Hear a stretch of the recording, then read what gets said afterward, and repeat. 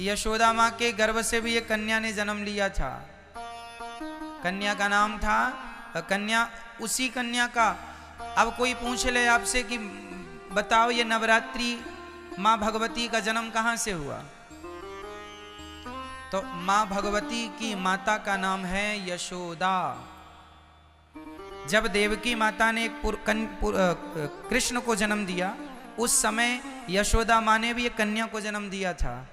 अदला बदली हो गई, देवकी के बेटे को यशोदा के पास छोड़ दिया और यशोदा की बिटिया को कंस ने पत्थर पर पटकना चाहा। वही कन्या हाथ से छूटकर आकाश में अष्टभुजा धारण करके मां भगवती खड़ी हो गई। उन्हीं माता को विंध्यवासिनी मैया कहते हैं। विंध्याचल पर्वत में आज वही स्वरूप है। वो मां यहां मथुरा से विंध्याचल चली गई थी। ये दास अनिरुद्ध ने विंध्यवासिनी मैया का भी दर्शन किया है। तो विंध्याचल चली गई मां, अष्टभुजाधारी। अब भगवान ने कहा देवी जाओ, मैं जन्म लेने वाला हूं, तुम भी जन्म लो, तुम्हें 9 नाम से लोग जानेंगे पहचानेंगे। वही विंध्यवासिनी मैया को, वही दुर्गा को, वही शक्ति को आज नवरात्रि के नाम से 9 देवियों के नाम से पुकारा जाता है। वही ये माँ यशोदा की बेटी है। जैसे कंस ने पत्थर पर पटकना चाहा और वो हाथ से छूटकर आकाश में जाके अष्टभुजाधारी। मैया के 8 हाथ क्यों हैं? मैया आप लोगों के हाथ कितने होते हैं? कितने? गलत उत्तर है। इस धरती की प्रत्येक स्त्री के हाथ 8 ही होते हैं। आपके भी 8 हाथ है। सच्ची बताएं, आप लोग अपने आप को जानते ही नहीं। आपका परिचय आपको ही नहीं पता। आपके अष्ट भुजा आज भी हैं। देखो ना कैसे एक पत्नी अपने पति के लिए दोनों हाथ बढ़ाती है। पति कहे कि नाश्ता बनाओ, तुरंत पति ऑफिस जा रहा है, तुरंत नहा धो करके तैयार हो गई पति के पहले और नाश्ता बनाने लगी, चाय बना। तभी ससुर जी ने आवाज लगाई, अरे बहू चश्मा कहाँ है? तुरंत नाश्ता को छोड़कर अपने पति की सेवा के लिए खड़ी थी, पर ससुर की आवाज पर दौड़ पड़ती है, ये ससुर जी ये चश्मा आपका है। एक नारी को तभी उसके बेटे ने आवाज लगाई, माँ हमारा टिफिन कहाँ, हमारा बैग कहाँ? तुरंत माँ दौड़ पड़ती है अपने बच्चे के लिए, ये तेरा टिफिन है, ये तेरा बैग है, स्कूल जा। उसी समय बच्चे को स्कूल भेज रही है, उसी समय पति को दफ्तर भेज रही है, उसी समय ससुर जी को चश्मे और चाय की जरूरत पड़ी तो चाय भी बना रही है। एक समय में 4 काम कर लेती है स्त्री, इसलिए 4 काम करने वाली 8 हाथ से वो काम करती है। पूरी गृहस्थी की जिम्मेदारी इन 2 हाथों से थोड़ी होती है। आपके अनेक हाथ हैं। 2 हाथ से पति को, 2 हाथ से बच्चों को, 2 हाथ से सास ससुर को, और भी बहुत सारी जिम्मेदारियां स्त्रियों की होती हैं। घर की साफ सफाई से लेके घर की जिम्मेदारी, घर में राशन नहीं है, नमक नहीं है, हल्दी नहीं है, नमक तेल नहीं है, घी नहीं है। पुरुष को इसकी कोई जानकारी नहीं होती कि घर में शक्कर है, पत्ती है या नहीं। नारी इसका पूरा ख्याल रखती है और ख़त्म होने के पहले इसकी तैयारी करती है कि ख़त्म हो जाएगी तभी नहीं, उसके पहले बुला के रखवा लेती है, क्योंकि ख़त्म हो गई तभी कोई मेहमान आया तो मतलब वो हर क्षण हर जगह उसका ध्यान है, हर जगह उसका हाथ है। इसलिए प्रत्येक स्त्री 8 भुजाधारी, स्त्री के 8 हाथ, 8 भुजाधारी। और बैठी किस पर है? अच्छा 8 हाथ इसलिए भी हैं स्त्री के, अर्थात माता रानी के।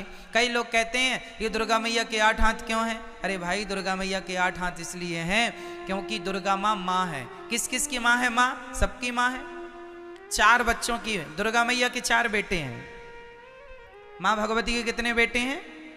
दुर्गा मैया मैं बोल रहा हूं तो दुर्गा में सभी माताएं आ गई, लक्ष्मी जी, सरस्वती जी, पार्वती जी, सब एक ही तत्व। इस बात को हमने कल समझाया था, अब एक ही बात को बार बार नहीं समझाएंगे। दुर्गा मतलब लक्ष्मी, दुर्गा मतलब पार्वती, कुछ भी शक्ति एक है, श्री मतलब लक्ष्मी, ठीक है। तो माता जी के हम 4 बेटे हैं। हम कितने भाई हैं? चार भाई। कौन कौन से भाई? पहला भाई ब्राह्मण, फिर क्षत्रिय, फिर वैश्य, फिर शूद्र। हम चार भाई हैं। चार भाइयों में बड़े भाई कौन? ब्राह्मण, फिर क्षत्रिय, फिर वैश्य, फिर शूद्र। हम चारों एक ही पिता की, एक ही माँ की संतान है। माँ दुर्गा कहती हैं मेरे 8 हाथ इसलिए हैं क्योंकि ये हाथ मेरे नहीं, मेरे 4 बच्चों के ही मेरे हाथ हैं। ये 4 बच्चों को खड़ा किया जाए तो 8 हाथ होते हैं ना। और माँ कहती हैं कि तुम चारों ब्राह्मण, क्षत्रिय, वैश्य, शूद्र, तुम जिस दिन संगठित हो जाओगे उस दिन तुम शेर की भी सवारी कर लोगे। क्या मजाल किसी की कि तुम्हारी तरफ कोई आंख उठाकर देख ले। लेकिन तुम तो बटे हो ना आपस में, जातवाद में, इसलिए लोग आके हम पर हुकूमत करते हैं। हमें कहीं कोई लूट ले जाता है, कोई हमें गुलाम बना लेता है ना। आक्रांत आके लूट गए, गुलाम बनाया। क्यों? क्योंकि हम लोगों को आपस में लड़ने की बीमारी है। हम लोग तो इस बात पे लड़ते हैं, अरे हम ब्राह्मण हैं, हम क्षत्रिय, हम वैश्य हैं, शूद्र हैं। अरे पगले, तुम चारों एक ही बाप की संतान हो। ये झगड़ा करने को कहा किसने? वेदों में तो कोई झगड़ा नहीं है। वेदों में तो ब्राह्मणोश्य मुखमासीद बाहु राजन्यः कृतः ऊरु तदस्य जत वैश्यः पदभ्यां शूद्रो अजायत। एक ही वेद में एक ही जगह पर चारों की उत्पत्ति बताई है, एक से, श्रीमन्नारायण से, ब्राह्मण, क्षत्रिय, वैश्य, शूद्र। हम चारों एक हैं। कोई छुआछूत हमारे भारत में नहीं है। लेकिन आज के कुछ मूर्ख लोग छुआछूत की भावना भी रखते हैं। क्या भगवान श्री राम ने छुआछूत रखी शबरी माता से? शबरी माता भी तो कोल भीलों की बेटी हैं। क्या राम जी ने छुआछूत रखा? नहीं जी। जब भगवान छुआछूत नहीं रखते तो हम कौन होते हैं? परमात्मा की मर्यादा का उल्लंघन करने वाले। इसलिए इंसानियत से प्यार करो, इंसानों से प्यार करो। जो सनातनी है उनसे प्यार करो, जो आपके अपने हैं उनसे प्यार करो, और एक दूसरे की तरक्की से प्रसन्न रहो। ये नहीं कि वो तरक्की क्यों कर गए तो आप जलने लग जाओ, कोई फायदा नहीं। हमें प्रसन्न रहना चाहिए कि हमारा अपना है। और जातवाद का जहर घोल दो मेरी माँ, अर्थात नष्ट कर दो जातवाद का जहर, खत्म कर दो। नहीं तो ये जातवाद का जहर घोल घोल के आपस में हम लोगों को लड़ा लड़ा के, और आक्रांताओं ने सोचिए कितने 100 वर्षों तक राज्य किया। 700 साल तक गुलाम रहा भारत। कुछ अंग्रेजों से, कुछ मुगलों से गुलामी की हमने। क्यों गुलामी की? क्योंकि वो यही कहते थे फूट डालो शासन करो। आपस में लड़ाते थे हम लोग, जातवाद पे लड़ते। बड़ा राजा, अरे मैं क्षत्रिय हूं, छत्री छत्री लड़ जाते थे आपस में। यदि भारत के राजा आपस में लड़े ना होते ना तो क्या मजाल किसी की भारत की तरफ आंख उठा के देख लेता। विडंबना तो ये थी कि हमारे अपने लोग लड़ते। झांसी की रानी पर अंग्रेजों ने जब कब्जा कर लिया, झांसी के किले पर, तो क्यों कर लिया? क्योंकि झांसी की रानी के अपने कुछ मंत्री गद्दार हो गए थे। उनने बता दिया कि यहां से आओ, ये तैयारी लो। जयचंद्र जैसे लोग यहां पाए जाते हैं। भारत में कहते हैं ना दूसरों से लड़ा जा सकता है मेरी मां, अपनों से नहीं लड़ा जा सकता। एक कुल्हाड़ी ने जंगल काटना शुरू किया तो एक पेड़ ने कुल्हाड़ी से कहा, अरे कुल्हाड़ी हमें क्यों काटती है, हमने तेरा क्या बिगाड़ा है? पेड़ ने, वृक्ष ने कुल्हाड़ी से कहा, अरे बहन कुल्हाड़ी तूने पूरा जंगल उजाड़ दिया, हमारे पुत्र पौत्रादि सारे बच्चों को तूने नष्ट कर दिया। कुल्हाड़ी बहन हमने तेरा क्या बिगाड़ा है, तू हमें क्यों काट रही है? कुल्हाड़ी ने मुस्कुराते हुए कहा, पेड़ भाई साहब मेरी क्या ताकत थी कि मैं तुम्हें काट सकती थी, तुम्हारे अपनों ने ही मेरा सहयोग किया है, इसलिए मैं तुम उजाड़ रही हूँ, तुम्हें काट रही हूँ। कैसे? अरे कुल्हाड़ी में लकड़ी का हिस्सा होता है, देखा होगा, डंडा लकड़ी का। अरे जंगलों को काटने का किस्सा ही ना होता यदि कुल्हाड़ी के पीछे लकड़ी का हिस्सा ना होता। क्या बताएं, अपनों ने लूटा है हमें, गैरों में कहाँ दम था। मेरी कश्ती तो वहां डूबी जहां पानी कम था। अपनों ने बहुत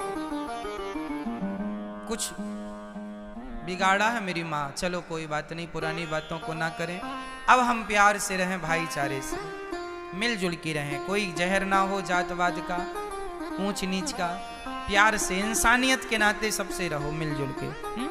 चलिए ठीक है। तो माँ भगवती कहती हैं तुम चारों जिस दिन एक, रामचरितमानस में भी ये बात लिखी है, जहां सुमति तहां संपत्ति नाना, जहां कुमति तहां विपत्ति निदाना। जहां सुमति, जहां एकता है, जहां संगठन है, वहां सब कुछ है। और जहां झगड़ा है, अरे झाड़ू भी यदि संगठित रहती है, झाड़ू के तिनके यदि संगठित होते हैं तो सारा कचरा साफ होता है, और झाड़ू बिखर गई स्वयं कचरा बन जाती है, स्वयं कचरा बन जाती है। इसलिए झाड़ू हर तिनके को संगठित रखती है। यदि झाड़ू का तिनका, एक भी तिनका यदि बिखर गया तो वो तिनका भी कचरा ही कहलाएगा। सही है। आप जब तक संगठित हैं तब तक सुरक्षित हैं, बिखर जाओगे तो कोई भी, कहावत तो सुनी होगी, एक लकड़ी को कोई भी तोड़ सकता है, लकड़ी के पूरे गट्ठे को कोई तोड़ नहीं सकता। संगठन तो लकड़ी के गट्ठे की तरह है, कोई क्या मजाल किसी की कि कोई आगे बढ़ के तुम्हें देख सके। संगठित रहो। कौन कौन संगठित रहे, बोल के बताओ, कौन कौन? ब्राह्मण, क्षत्रिय, वैश्य और चारों एक पिता की संतान है, सबको गले से लगाओ। राह में आए जो दीन दुखी, सबको गले से लगाते चलो।